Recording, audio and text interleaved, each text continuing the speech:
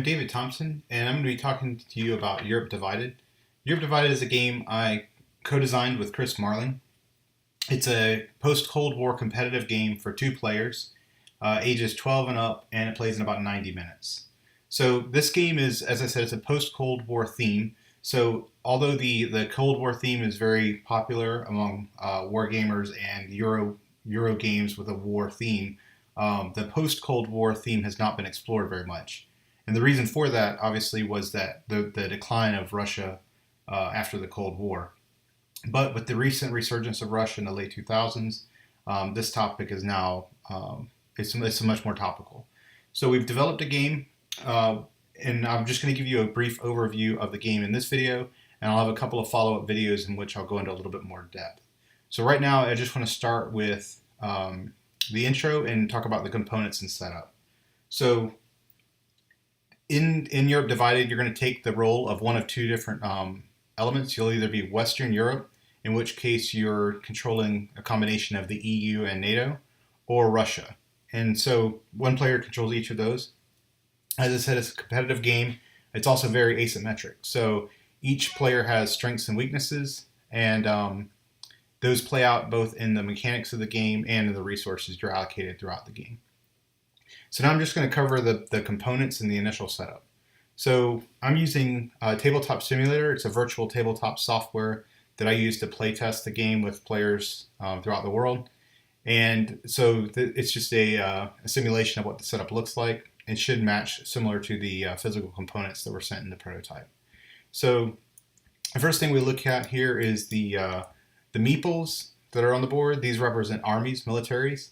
The blue are NATO armies, and the red are Russian armies. So immediately you can see at setup, NATO is in a much stronger position because the game begins just after the Cold War is over.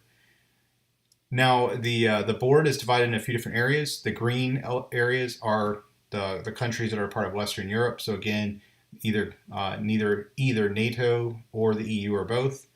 Red federal districts are part of Russia. And all of the gray colored or the brown colored countries are those in Central Europe, Eastern Europe, and the Caucasus. And that's really the core area of where the game will be played. It's all about Russian and Western Europe influences over those countries that became important after the Cold War. Important from a jockeying for influence. So a couple of other components in the game. Each player has their own deck of cards they start with. Each card is tied to one of the countries, or in the case of Russia, the federal districts.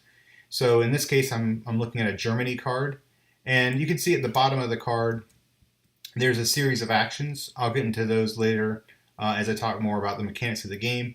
But just briefly, in the case of the Western Europe player, they have two different kinds of actions or two different colors of actions.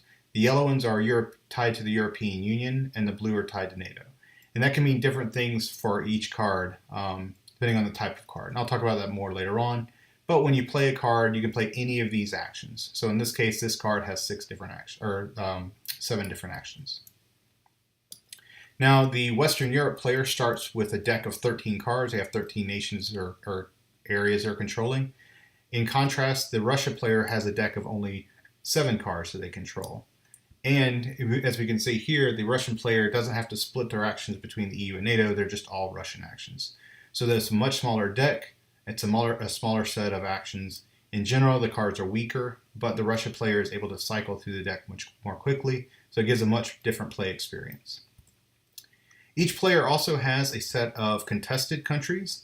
Each player has the same 12 countries that are available to them. But the actions in each country is different depending on whether they're Russian actions or EU and NATO actions. So we have a Baltic example, the Baltics example here, and these are showing the card that would be in the EU and NATO's deck, and Armenia for the Russian deck, just showing that each one has their own types of actions. Throughout the game, each player can add these what are called contested countries to their own deck. That increases the size of it. So again, it changes. It's a calculated sort of risk. If you want to increase the influence in the country, you have to take the card and add it to your deck. But if you add it to your deck, you're able to get through your deck more slowly, and that slows you down. Okay, so the next thing we'll talk about is money. That's simply you simply spend it in the game to take actions, and each player starts with a certain amount of money. Russia starts with less, obviously. Um, the next thing is dice. So dice are not used in the game. They're not rolled in the game as dice. They're simply used to track influence, relative influence in countries. So the yellow, again, sticking with the same color theme throughout the game, yellow represents European Union influence, blue is NATO influence, and red is Russian influence. So at any given point in the game, the Western Europe player could have um, EU and NATO influence in a country, and the Russia player could have Russian influence in the same country. To control the country or to basically have dominance in it, only one player can have a 6, and that's the highest influence any player could have.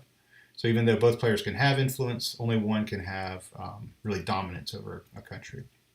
And this is important for winning historical events. So again, dice are just used to track influence. So that leaves the event cards, which is really the heart of how the game flows. So the game is played over 2 periods. The first period is roughly the early 1990s to the mid 2000s. And really, we're talking about a period of European expansion, both by NATO and the European Union. The second period is 2008 until the near future, 2018. And this is really focused more on the relative resurgence of Russia. So we're talking about the Russian invasion of Georgia and since then.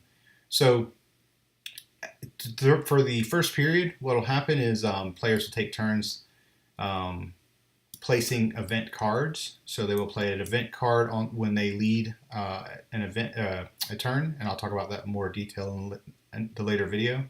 But just to show what a kind of event card looks like now, they'll be placing these events, and ultimately these events will come into play where players will determine whether or not the event happens.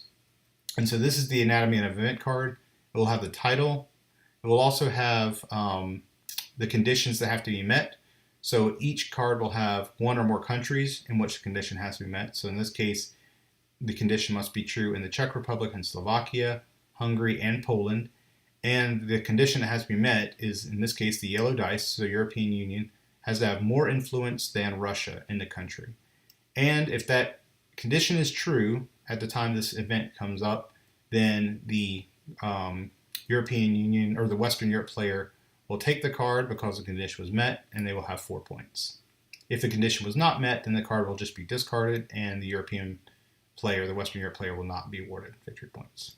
So let's say the condition was met, they would take the card, they've earned 4 points. The only other way to earn victory points throughout the game is at the end of each period, players will be awarded 1 point of dominance for every country that they have a 6 influence in. So that goes back to the idea that only one player can have dominance in a country.